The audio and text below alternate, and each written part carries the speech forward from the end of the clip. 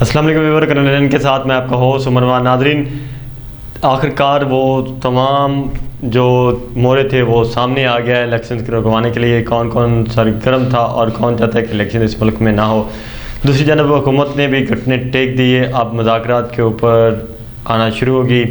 हुकूमत के जो इत्तेहादी जमातें हैं उनके अजलास की अंदरूनी कहानी क्या है, आज वो भी आपके साथ शेयर करेंगे। इसके साथ साथ बात करेंगे कि चीफ जस्टिस ऑफ पाकिस्तान ने भी दो टोक जवाब दे दिया है। इसके साथ साथ जस्टिस कादी फ़ायज़ को मीडिया के साथ गुफ्तगू करने की नौबत क्यों आई कि पहली बार हुआ है कि एक सुप्रीम कोर्ट का जो मोस्ट सीनियर जज है ठीक 3 महीने बाद जिसने चीफ जस्टिस ऑफ पाकिस्तान बनना है, उसको ये नौबत आ गई कि वो मीडिया के ऊपर आया, उसने 2 घंटे की प्रेस कॉन्फ्रेंस की। इसके पीछे वजूहात क्या हैं, तो इन सब के ऊपर बात करते हैं। सबसे पहले बात करते हैं कि वज़ीर-ए-आज़म की ज़ेर सदारत जो इत्तेहादी जमातों का अहम इजलास हुआ, जिसमें यह फ़ैसला किया गया कि कहा गया और सबसे राय ली गई कि जो मुज़ाकरात का एक दौर शुरू किया जाए तहरीक-ए-इंसाफ के साथ। तो वहाँ पे पाकिस्तान पीपल्स पार्टी, उसके साथ साथ ANP खालिद मक्सी जो बाप पार्टी बलूचिस्तान के हैं, उन्होंने मुस्लिम लीग काफ के चौधरी सालिक हुसैन ने, जबकि MQM इन जमातों ने ये रजामंदी ज़ाहिर की कि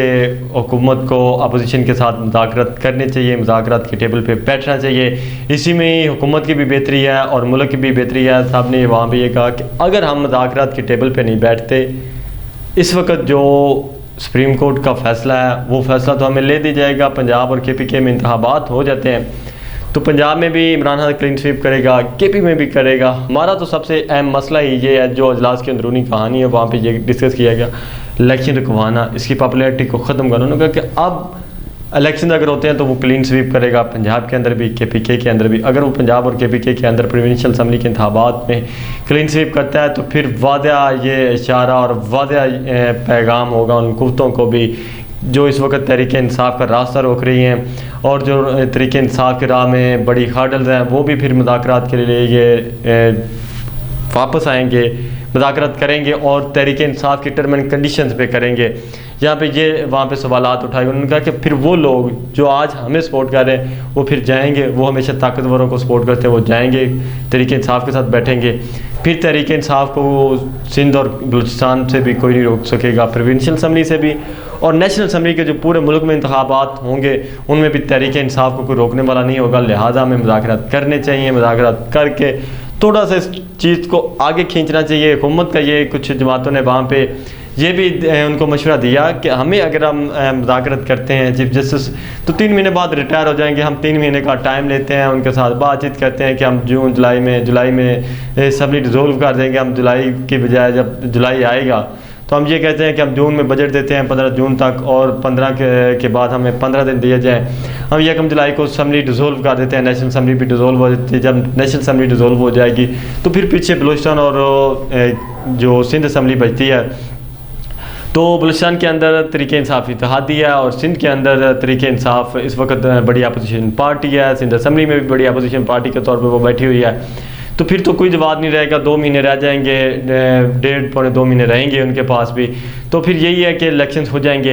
यही पीपल्स पार्टी का, खालिद मक्सी का, ANP का, वहाँ पे हैदर होती थे ANP की जो नुमाइंदगी कर रहे थे। इसी तरह अमीनुल हक और फैसल सब्ज़वारी MQM की नुमाइंदगी कर रहे थे। इनका यही था कि हमें उनके साथ मुज़ाकरात करने चाहिए, इलेक्शन को किसी तरीके डिले करवाया जाए, मुज़ाकरात के ज़रिए डिले होंगे और अब कोई रास्ता नहीं बचा। अब जो हुकूमत के पीछे पस पर्दा हुकूमत की हिमायत कर रहे थे और जो रात के अंधेरों में जाके लोगों से मुलाकातें करते हैं, जब वो फ़ोन पे लोगों को कहते हैं आपने बनी गला नहीं जाना, आपने मॉडल टाउन जाना है, आपने मॉडल टाउन नहीं आपने बनी गला जाना है, आपने मॉडल टाउन और बनी गला दोनों ही जगह नहीं जाना, आपने तो सिंध हाउस या बिलावल हाउस जाना है, तो अब या आपने फ़लाँ मैस में जाना है, आपने फ़लाँ बलूचिस्तान की फ़लाँ पार्टी को वोट नहीं देना, अब आपने अगला इलेक्शन इस टिकट पे नहीं लड़ना, आपने इस टिकट पे लड़ना है। अब वो भी मजबूर हो गए हैं कि उनको भी अब मुंह की खानी पड़ी है, वो भी वापस हट गए हैं, बैकफुट पे आ गए हैं कि अब तो तहरीक-ए-इंसाफ इतनी पॉपुलैरिटी है उसकी और उसको वो खड़े भी राइट पे हैं, तहरीक-ए-इंसाफ आइन और कानून के साथ खड़ी है। तो अब कोई जवाब नहीं बचता कि किसी तरीके तहरीक-ए-इंसाफ का रास्ता रोका जाए। उन्होंने भी हाथ छोड़ दिए हैं, कह दिया है कि हम अब और कुछ नहीं कर सकते। आसिफ जरदारी को उन्होंने पैगाम पहुँचाया है, हम और कुछ नहीं, हमारे हाथ खड़े हैं, आप इस हुकूमत को समझाएं, मुज़ाकरात के ऊपर इनको लेके आएँ, किसी तरीके ये खींच के लेके जाएं आगे। हमारे जो फ़ोन कॉल है वो भी कोई नहीं सूदमंद हो रहा है, तो इसलिए हमारे से ये काम भारी है। आप खुद ही कुछ कर सकते हैं तो कर लें, हम ये कुछ नहीं कर सकते।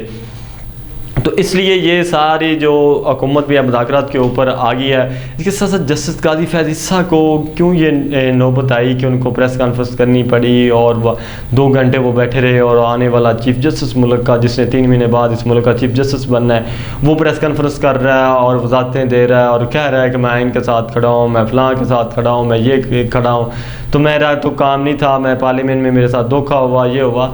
तो काजी फैज़ ईसा जो खड़ा है वो भी अब कौम को पता चल गया वो कहाँ खड़ा है, वो कहाँ से डिक्टेशन ले रहा है। अब उसको भी समझ आ गई कि उसके हाथ काटे जा रहे हैं, ये चीफ़ जस्टिस के जो अख्तियारात कम किए जा रहे हैं। इन्होंने तो 3 महीने रहना है, उसके बाद 1.5 साल कटने हो, तो काजी फैज़ ईसा का है, तो काजी फैज़ ईसा के बाद जस्टिस इजाज़ुल अहसन है, जिसकी वो ज़्यादा मुखालफत करते हैं। फिर वो बताया करेंगे कि बेंच में किस किस बंदे को शामिल होना है, सोमोटो होना चाहिए या नहीं होना चाहिए। तो काजी फैज़ ईसा को अब अपनी भी जो है ना, वो जो उसकी नज़र आ गई है सोच, और जो उसकी सोच के या उसके जो अख्तियारात कट किए जा रहे हैं। कोई भी नाज़रीन, कोई भी इंसान अपने जो अख्तियारात है वो कट होते देखना नहीं चाहता। वो हर इंसान की ख्वाहिश होती है कि वो ज़्यादा से ज़्यादा अख्तियारात उसी के पास हों।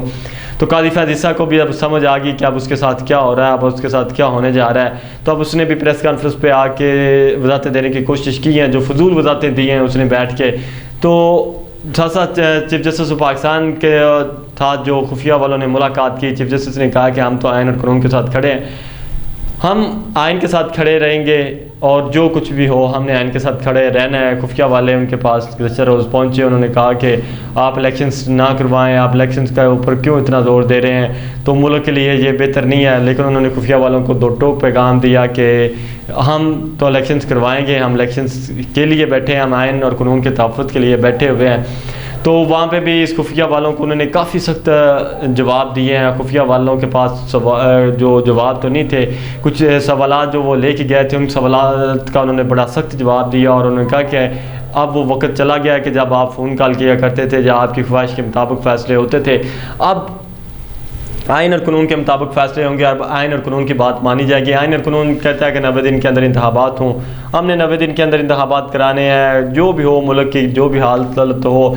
इंतखाबात ज़रूरी। उन्होंने वहाँ पे ये भी हवाला दिया कि आपने 71 का वो वाक़या नहीं देखा कि जब मुल्क को 2 हिस्सों में तकसीम कर दिया गया, वो भी इंतखाबात का ही मसला था, वो भी इंतखाबात की वजूहात पे ऊपर ये सब कुछ हुआ। आज आप कहते हैं पैसे नहीं है, ये नहीं है, वो नहीं है, तो आज आप मुल्क को नारकी की तरफ ना धकेलें, बल्कि ये इंतखाबात होने दें। जिसको आवाम चाहेगी, जिसकी हुक्मरानी आवाम को कबूल होगी, आवाम उसे मुंतखब कर लेगी। आप और मैं कानून के ताबे हैं, हमारा काम, हम रियासत से तनहा लेते हैं, हम रियासत के मुलाजिम हैं, हम रियासत को डिक्टेट नहीं कर सकते। तो लिहाजा रियासत को रियासत के असूलों से और आइन और कानून के मुताबिक रियासत चलती है। हमारी ख्वाहिशात और हमारी मर्ज़ी के मुताबिक नहीं रियासत चल सकती। रियासत के जो मालिक है वो आवाम है, हम लोग इसके मालिक नहीं, हम आवाम के टैक्स से तनख्वाहें लेते हैं। तो इसलिए हमें आवाम का सोचना है, हमें किसी के मुफादात का नहीं सोचना, हम किसी के मुफादात के तहफ़्फ़ुज़ के लिए नहीं बैठे। तो चीफ़ जस्टिस पाकिस्तान ने जहाँ पे सबसे जो इस टाइम पाकिस्तान की तारीख़ में अगर किसी के ऊपर नज़र दड़े जाए तो जस्टिस उमर अता बंदियाल वो चीफ़ जस्टिस आए हैं, वो जज आए हैं कि जिन्होंने बड़ों के साथ खड़े हुए हैं, उनको कह दिया है कि हम आइन और कानून के साथ खड़े हैं। पहला जस्टिस है जिसने ये कहा है कि मैं आइन और कानून के साथ खड़ा हूँ, और बल्कि उन्होंने साबित भी किया है कि मैं आइन और कानून के साथ खड़ा हूँ। तो नाज़रीन, जिस तरह कोई नई पॉलिटिकल डेवलपमेंट होगी हम आपको इसी तरह आगाह करते रहेंगे। आज के लिए इतने, मुझे इजाज़त, अल्लाह हाफ़िज़।